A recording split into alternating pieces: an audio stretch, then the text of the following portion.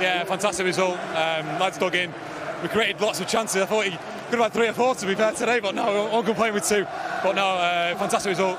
Well deserved. We've lost a couple of goals late on as well, so it was nice to hold out today. Ivan, I think you might have made a point here today. What do you think? Listen, the only thing is just keep doing well, keep doing my best, keep doing well for the team, and who knows what can happen. I mean, obviously it's disappointment, but listen, I know what I'm capable of, and I won't let it put me down. Just keep going and keep doing well for Brentford. Yeah, a bit of extra motivation though here today. The motivation is the boys in the dressing room and the fans, as you can see. I mean, when we work hard, this is what we can do. He showed today what he's about. He showed today what he's about. Great quality, great battling skills, hold up play, and he can finish. So fantastic today. Fully deserved the 2 goals. And the defending wasn't that bad either. You kept Haaland quiet. Yeah, the boys were brilliant at the back. I thought Ethan was quality, winning headers, and interceptions, and yeah, we dug in, did really well at the back. In terms of this performance, I mean, did you expect to reach this level? I mean, yeah, what we're capable of, what we do week in, week out on a training pitch, we can do things like this. And yeah, there might be Man City, but they're humans. Humans can lose games, and I think the dedication and wanting to work hard for each other, we've shown that today, and I think we deserve the 3 points in the end. Nice way to finish the first half of the season, Ben. Yeah, very much so. We've waited a long time for this away win, so to come here and get that first away win, fantastic, and it sends off in a good mood into the break, and we need to come back just as well and start over again. Great stuff, gentlemen. Those fans are loving it. Well done. Thanks, Ivan.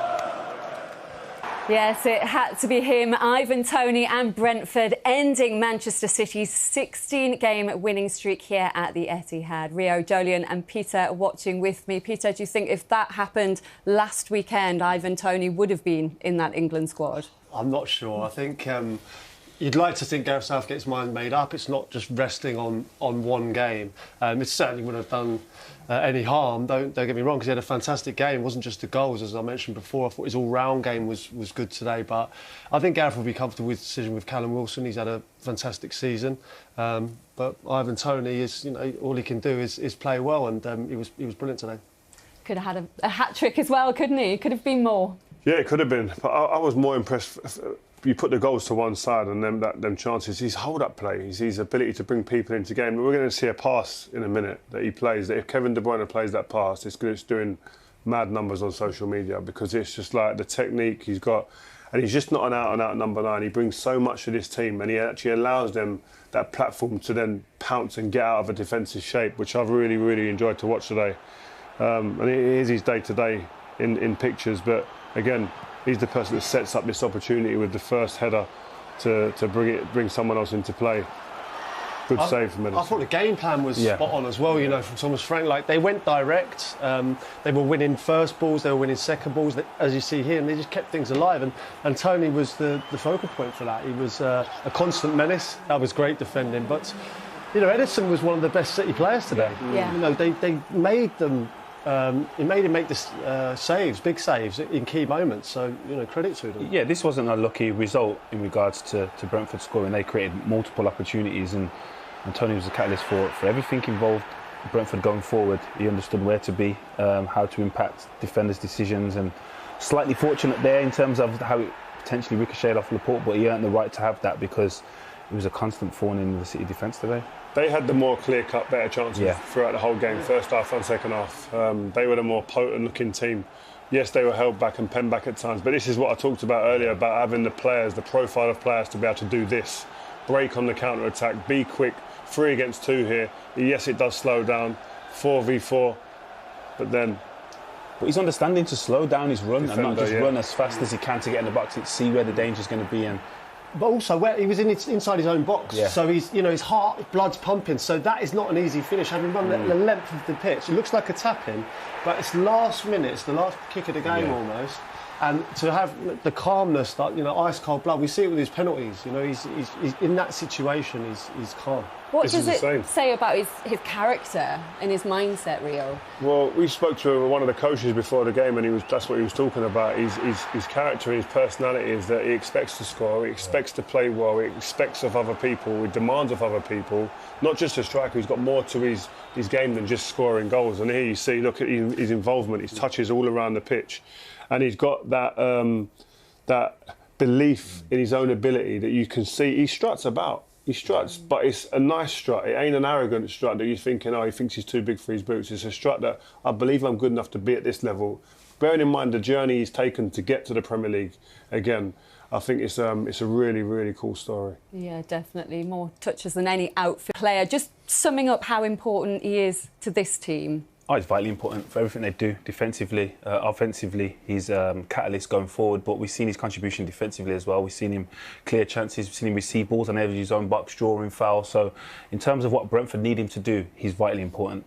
And Peter touched on it as well. We've got to give credit to Thomas Frank as well. What did you think of the game plan and just how well they executed that for him today? Well, we asked him for the game plan before the game and he didn't give it to us. But, he said double up. But he showed us, and I think that understanding that you are going to have spells in the game where your backs are against the wall, but it's then how you can then bounce from that structure where you're sitting there waiting a little bit, not too deep, and then go. But you have to, I keep saying, you have to have the right players to be able to. He did talk on the importance of nullifying Kevin De Bruyne, and we haven't seen Kevin De Bruyne had a little impact as we did today. So he obviously got that right and got around him and frustrated him as much as he could. And what did you think of their defensive display? Because they really kept Haaland quiet today. Yeah. He looked a bit rusty, do you think? Yeah, potentially, you could say that. But again, they was excellent. They nullified every attack, every threat. They was man-marked, touch tight in the box, which we haven't seen in recent weeks against Haaland. But in regards to every man, they had to contribute. Rico Henry going forward in the first half, but the second half, then he was the backstick clearing headers. So again, to come here and have this result, you have to play well as an individual and collectively as well. And they came into this game as well with just one win in 9, Brentford. Do you think rather than there being any major issues, any thoughts that they might have been struggling or having a lot of problems is because of how much they've overachieved as a team? Yeah, maybe last year was they did overachieve, and I think it's always difficult the next year to maintain those standards. But they've had so many draws, and it's just a little bit of luck either way. They've also had injuries, but they came here today with, it was like from the minute they kicked off and they won 2 headers. You know, we all just stood up and went, oh, hold on a minute, there's a game on here. You know, everyone just came to this stadium assuming that Man City were going to roll over Brentford and go into the World Cup full of smiles, and Brentford had something to say about that. They were in it from minute one, and it was a fantastic display from them tactically, and of course they gave everything, and they had someone up front who could put the ball in the back of the net. And he delivered for them, and they're up to 10th as well. What does that change for them, do you think, ahead of this break and for the second half of the season? Confidence, 100%. I think you want to finish this spell of the league and go into the World Cup on a good, positive note. And they've done that. I think every team talk would have said that they've had that kind of mention in the change room. We're having a break. Let's get 3 points, sort ourselves going into this moment. And to do that here at Manchester City, away at the Etihad, is a huge, huge statement for them. But also the belief. And touching on the point the guy said there about your second season syndrome, it's the first season you're a surprise package a lot of the time. Everybody are prepared now and they know about the team, but they all know that the likes of a Tony. And to be able to keep performing, putting in performance like this is testament to the coaching as well, the coaching staff, and making sure that they're prepared. Well, let's hear from the mastermind of that famous Brentford victory over Manchester City. Thomas Frank is with Des. Thomas, that's a wonderful win. One of the must be the most satisfying of your career, perhaps. One of them. Yeah. I still think the playoff final will always be the biggest one because we need to go into the promising land. But of course it's up there. Spoke to some of the people who've been in the club for forever and say this is probably not as the most important, but as a single result, maybe the biggest ever. If you compare the 2 clubs in terms of resources, we are talking about City, one of the richest clubs in the world. I think we have the second lowest budget in Premier League, and we are just a bus stop in Hounslow. So I think it's pretty impressive that we are going here to Etihad and actually, from my perspective, well-deserved winning. If you look at the bigger chances and all that, I know, of course, they had possession a lot and a lot of shots, but I think we eliminated them very well throughout the game. So I'm unbelievable proud. We took on their best team. We are missing 4 of our normal starters. So mind-blowing performance from the lads. And a tremendous team performance. But you made a point of taking Tony to the away fans there. He's had a fantastic match this evening. Oh, fantastic. Yeah. Yeah, can't praise him enough. What I would say is maybe the most important thing is how good a person he is, how emotional, intelligent he is about the teammates and everyone around the club. And then, of course, what we speak about here is what a player, what a striker, Scoring 2 goals, should probably have scored 1 more. Imagine having a hat-trick here at Etihad. I thought that was only for Haaland, but today it was close to be for Ivan Toney. You mentioned Haaland. You kept him quiet. Defensively, you were very, very strong today. Yeah, I think that's also impressed me a lot. I don't think many teams have, which I think we spoke about before the game, how do we eliminate Haaland? I think we did it perfectly, tried to stop the sources into him. And the few situations where the ball came in the box, we defended brilliantly. Thomas, congratulations. Thank you very much. Thank you very much. Thank you very much. For Thomas Frank to be happy about heading into the World Cup. For Manchester City, though, Jolien, what were the main things that cost them today? Again, you would look at the start and the initial setup that Brentford took and up to a bit direct, and they didn't kind of get the grips to that. They didn't recognise for me that Tony was a threat. Rodri could have potentially dropped a bit deeper up to as a screen. Kelechi knows about that in regards to how frustrating that can be for a striker if he's got a strong man in front of him. We could see in the clips that Ivan Toney obviously likes to play one touch, so if you get someone around him in front of him, it nullifies that. But again, Brentford executed their game plan. We've seen City play like that. We've seen them be frustrated with teams playing deep, but credit to Brentford. Did you think when Foden got that stunning equaliser just before half-time, it was only going to head one way in the second half, Peter? Yeah, well, I mentioned it at half-time. I said, Brentford couldn't let their heads drop because that's a killer blow. When someone scores a goal like that, you've played so well, you've had chances yourself and you've defended so well. Heads could easily go down and go, oh, here we go, they're going to go on and get more. Let's just touch on the strike, number one, because that was an amazing finish from Phil Foden. But going back to Brentford, they didn't let their heads drop.